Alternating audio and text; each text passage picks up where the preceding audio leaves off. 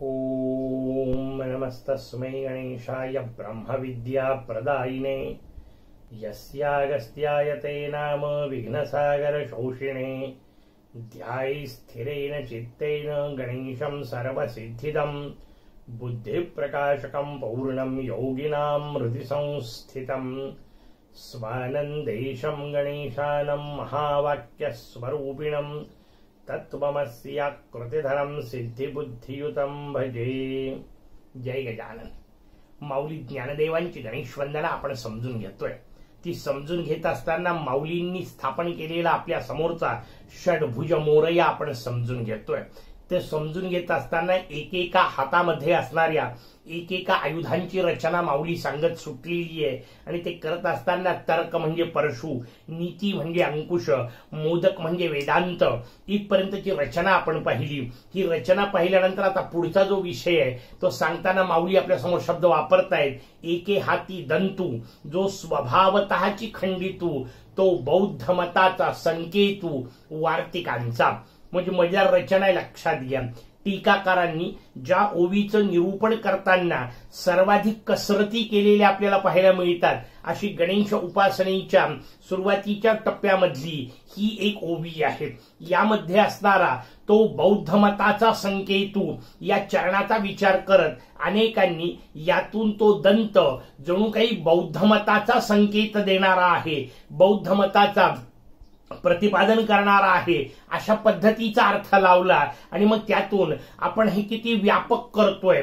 जणू काही माऊलींना एका बाजूला वैदिक दर्शन मान्य आहेत आणि दुसऱ्या बाजूला अवैदिक दर्शनांचा सुद्धा माऊली त्यात समावेश करतीये अशा पद्धतीचे अर्थ केले। माऊलींचं त्यांचं निरूपण जे आहे ते निरूपण आपल्याला सध्याच्या काळात अधिक व्यापक कशा पद्धतीने मांडता येईल अशी जणू काही भूमिका घेत काही लोकांनी हा अर्थ केला। पण व्यवस्थित लक्षात घ्या, हा अर्थ करण्याची कोणतीही गरजही नाही आणि तशी संभावनाही नाही। का नाही? पहिल्यांदा व्यवस्थित लक्षात घ्या। अशा पद्धतीने अवैदिक दर्शनांचा समावेश त्यात करणे यात काही महत्वाच्या अडचणी आहेत। पहिली महत्वाची अडचण माऊलींच्या वेद प्रतिपाद्य या पहिल्या शब्दाला त्यातून एक आंतरविरोध निर्माण होतो।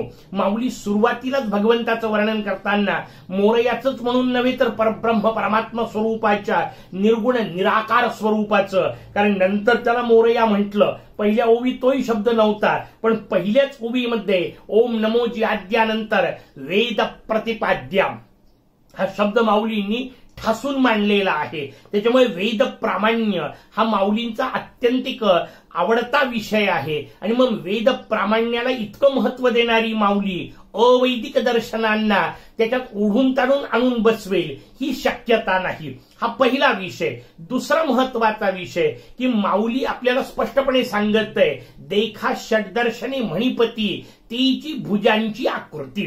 कशा करता 6 हातांचा मोरया आहे, आपण त्याचं विशिष्ट पद्धतीने पूर्ण वर्णन पाहिलं की मोरया 6 हाताचा सांगितलाय कारण माऊलींना दर्शन सांगायचे आणि दर्शनांची संख्या 6 असल्यामुळे माऊली 6 हाताचा मोरया सांगतीये।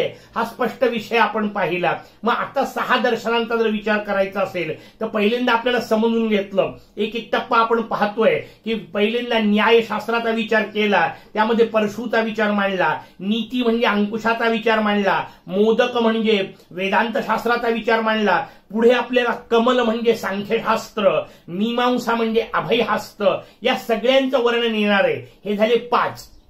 या 5च्या पलीकडे स्वाभाविक 6वं दर्शन जर बौद्ध मताचा समावेश केला तर 6वं दर्शन सुटतं आणि कोणतं सुटतं? त्याचं उत्तर आहे योग दर्शन सुटतं। कारण ज्या 6 दर्शनांचा विचार आपल्याकडे परंपरेने सांगितलाय त्यातले 5 तर आले, न्याय आलं, नीती आलं, वेदांत आलं, सांख्य आलं, मीमांसा आलं, यांची पंचायत नाही हे स्पष्टपणे आले। पण या ओवीमध्ये जर बौद्ध मताचा समावेश त्यात केला तर योग दर्शनाला बाजूला सोडावं लागतं आणि मग 6 दर्शनांची रचना पूर्ण होत नाही. याचा अर्थच सरळ सरळ आहे.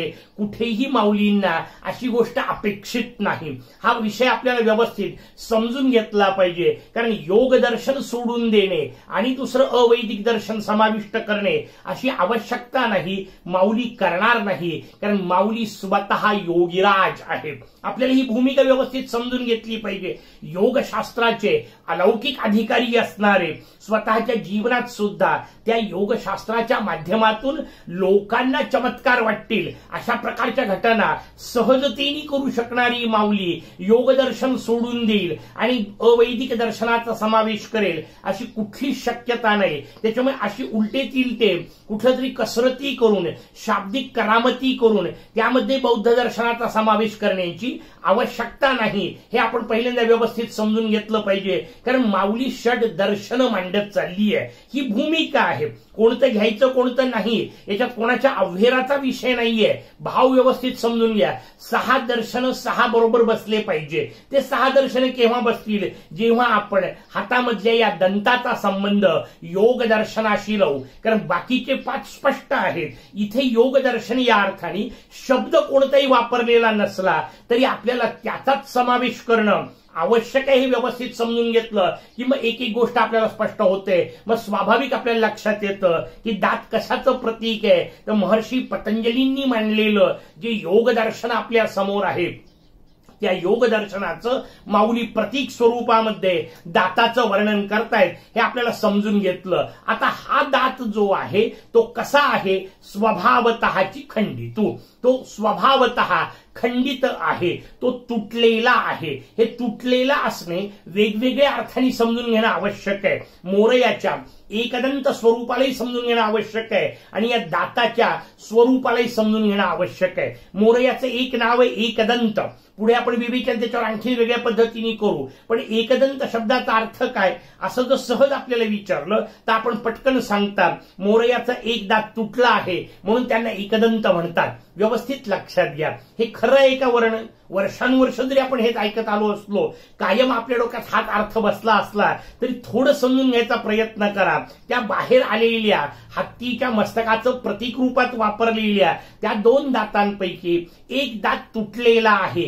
हे जर वर्णन एवढंच असेल तर मला सांगा तो एक तुटलेला दात अर्धावरती चिकटलेला आहे की नाही? म्हणजे मोरयाचा अर्धाच दात तुटलेला आहे. मग एक दात पूर्ण आहे आणि एक दात अर्धा आहे. या हिशोबात मोरयाला दीडदंत म्हणायला पाहिजे की नाही? एक दंत समूळ कुठं नष्ट झालाय? आहे ना अर्धा शिल्लक. मग दीडदंत म्हणायचं का? त्याचं उत्तर आहे नाही. एवढा बाह्यांगी अर्थच नाहीये. एक शब्द शास्त्रामध्ये मायेसाठी वापरला जातो. त्या एक शब्दात त्मिका माया हा शब्द शास्त्रांचा हिशोब आहे. त्या एका असणाऱ्या मायेवर ज्याची सत्ता चालते त्याला एकदंत असं म्हणत असतात. हा एकदंत शब्दाचा अर्थ त्यातले आणखीन काही पैलू समजून घेण्याचा पुढे विवेचनाच्या ओघात प्रयत्न करू. भाव व्यवस्थित समजून घ्या. सत्तेचं प्रतीक आहे दंत. सत्ता कशाला म्हणतात? एकट्याची असणारी सत्ता. त्या एका असणाऱ्या मायेवर ज्याची सत्ता चालते त्याला एकदंत म्हटलं. तो दंत खंडित झालेला आहे. कसा खंडित? व्यवस्थित समजून घ्या. कोणता तुटला हा भाव समजून घेतला की मग त्यातली गंमत कळते. कोणता दात तुटलेला असला पाहिजे? कोणताही नाही. मूर्तिकाराला वाटलं तो, चित्रकाराला वाटलं तो, असं नाहीये. शास्त्रकारांनी हिशोब सांगितला. मोरयाचं सहस्रनाम आहे. त्या सहस्रनामामध्ये 2 सुंदर नाव आहेत. एक नाव आहे भग्न वाम हृदाय नमः, दुसरं नाव आहे तुंग सव्य दंताय नमः. याचा अर्थ डावा दात तुटलेला असला पाहिजे. उजवा दात मोरयाचा उजवा, आपल्याकडून उजवा नाही, मोरयाचा उजवा दात पूर्ण असला पाहिजे. आता डावा शब्द समजून घ्या. डावा शब्दाचा अर्थ सामान्यतः भाषेत केला जातो हीन, गौण, कुठल्या तरी कमतरतेने युक्त असणारी ती सत्ता जिथे खंडित होते. लक्षात घ्या. जे डावं आहे, जे हीन आहे, जे गौण आहे ते खंडित होणे त्याला स्वभावतःची खंडितू म्हटलं. पण ते खंडित झालं असलं तरी आहे तर शेवटी मोरयाचं. त्याच्यामुळे मोरयाने ते हातात धरलेलं आहे आणि म्हणून तो दंत म्हणजे सत्ता ही मोरयाची आहे हे सांगण्याकरता सांगितलं एके हाती दंतू. ज्या वाईट गोष्टी आहेत, ज्या अमंगल गोष्टी आहेत, त्या सुद्धा मोरयानीच निर्माण केलेल्या आहेत. राक्षस सुद्धा मोरयाच निर्माण करतो. का? कारण एक गोष्ट व्यवस्थित लक्षात घ्या, जोपर्यंत तुम्ही दुःखाचा अनुभव घेतलेला नाही तोपर्यंत तुम्हाला सुखाची मजाच येत नाही. हा भाव जो आहे तो त्यात मांडलेला आहे. जेव्हा वाईटाचा विचार येतो त्यानंतर चांगल्याचं महत्व कळत असतं. वाईटही आवश्यक असतं. चांगल्याचं चांगले पण कळण्यासाठी ती जी भूमिका आहे ती आपल्याला समजून घ्यायची आहे. एके हाती दंतू, मोरयाने हातात दंत घेतलाय, सत्ता घेतलेली आहे. ती तुटलेली असलेली तरी ती मोरयाची सत्ता, कारण त्याच्या माध्यमातून अनेकांचं खंडन केल्या जातं. किती मजेदार रचना व्यवस्थित समजून घ्या. कोणाचं खंडन करायचंय? परमतांचं खंडन करायचंय. त्या खंडनावर आपली सत्ता प्रस्थापित करायची आहे. परशुचं खंडन होतं, लक्षात घ्या. परशुनी नुसते तुकडे करून टाकण्याचा विषय होता. इथे नुसते तुकडे नाही करून टाकायचे, सगळं नष्ट केलं आणि काहीच उरलं नाही. उपयोग काय? त्याचं उत्तर आहे नाही. खंडित केल्यानंतर आपली सत्ता स्थापित करायची आहे. म्हणून तो दंत तो त्या राक्षसाच्या मस्तकात मारतात. मोरया तिथे दंत स्थापित करतात आणि आपलं कार्य पूर्ण करतात. हे अवतार कथेमध्ये आपल्याला पाहायला मिळतं. ती जी भूमिका आहे ती एकत्रित समजून घेतली की मग आपल्याला ओवी कळेल कोण असं खंडन करतं. त्याचं उत्तर सांगितलं आपल्याला, जो स्वभावतः खंडितू बौद्ध मताचा संकेतू. मोठी मजेदार रचना आहे. ते जे खंडित झालेला भाग आहे तो कोणाचा आहे? त्याचं उत्तर आहे तो खंडित भाग बौद्ध मताधिकांचं जे खंडन केलेलं आहे त्या खंडन करणाऱ्या वार्तिकांचा संकेतू. तो संकेतू शब्द बौद्ध मताकडे नाही लावायचा आहे, तो संकेतू शब्द वार्तिकांकडे लावायचा आहे. म्हणजे आपल्याला नेमका अर्थ कळेल. ते जे वार्तिक जे आपल्याला योगशास्त्रावर लिहिलेले आहेत, वार्तिक म्हटलं की आपल्यातल्या अनेकांना मीमांसेचा भाग आठवेल. पूर्व मीमांसेवरचे वार्तिक अधिक प्रसिद्ध आहेत म्हणून आपल्याला ते आठवतील. पण लक्षात घ्या, वार्तिक हा शब्द टीका या अर्थाने, निरूपण या अर्थाने त्या काळात सगळीचकडे आहे आणि म्हणून सगळ्याच ग्रंथांवरचे वार्तिक प्रसिद्ध आहे. जसं व्याकरणावर सुद्धा वार्तिक निर्माण झालेले आहेत. वार्तिक हा एक ग्रंथ प्रकार आहे त्या काळातला, निरूपण प्रकार आहे. हा भाव लक्षात घेतला की मग योगशास्त्रावरचे जे वार्तिक आहेत त्या वार्तिकांचा संकेत त्यांनी काय केलं? त्यांनी खंडन केलं. कोणाचं केलं? त्याचं उत्तर आहे बौद्ध मताचं केलं. बौद्ध मत हा शब्द व्यवस्थित समजून घ्या. त्याचा केवळ कोणत्या पंथाशी किंवा जसं अवैदिक दर्शन आपण म्हटलं तसंही लावण्याची गरज नाही. का लावण्याचा गरज नाही? कारण शास्त्रात बुद्धी हा शब्द वापरलाय. त्या बुद्धीच्याच आधारे ज्याचं वर्णन केलं जातं त्या सगळ्या गोष्टींचं, आणि बुद्धीला विज्ञान असं म्हटलं. अडचणी आपण ज्या अनेक निर्माण करतो ना त्यातली एक अडचणी या संस्कृत शब्दाची आहे. विज्ञान शब्द आपण सायन्स या अर्थाने घेतो, तसा नाहीच आहे तो कुठं वापरलेला. विज्ञान शब्दाचा अर्थच बुद्धी आहे आणि मग विज्ञान शब्द म्हणजे बुद्धी, कारण तिला विज्ञानमय कोश असा शब्द वापरलेला आहे. ती विज्ञान म्हणजे बुद्धी. त्या बुद्धीनी जे जे समजतं ते सगळं व्यवहारातलं त्याचं खंडन योग मार्गाच्या द्वारे केल्या जातं. म्हणजे काय? तर त्या बुद्धीच्या पलीकडे सरकण्याचा मार्ग, यो बुद्धे परतस्तु सहा, त्या भगवंतापर्यंत जाण्याचा मार्ग जे योग दर्शन आपल्याला उपलब्ध करून देतं त्याचे जे वार्तिक बौद्ध मताचा म्हणजे शून्यवादाचा. कारण लक्षात घ्या, योगशास्त्रामध्ये शून्यत्वाचा विषय नाहीये. तर योगशास्त्रामध्ये त्या शून्याला जाणणारं जे परमात्म तत्व आहे, म्हणजे ज्याला आत्मारूपात आपल्यात त्याचा अंश विद्यमान आहे, त्या आत्मस्वरूपाची जाणीव करायची आहे, त्याचं दर्शन घ्यायचंय. योगशास्त्र ते दर्शन आपल्याला सांगत असल्यामुळे त्या सगळ्या मार्गामध्ये जे काही खंडन मंडन येतं त्या खंडनात शून्यवादाचा सर्वाधिक प्राधान्याने खंडनाचा विषय येतो. का त्याचं खंडन अधिक सापडतं?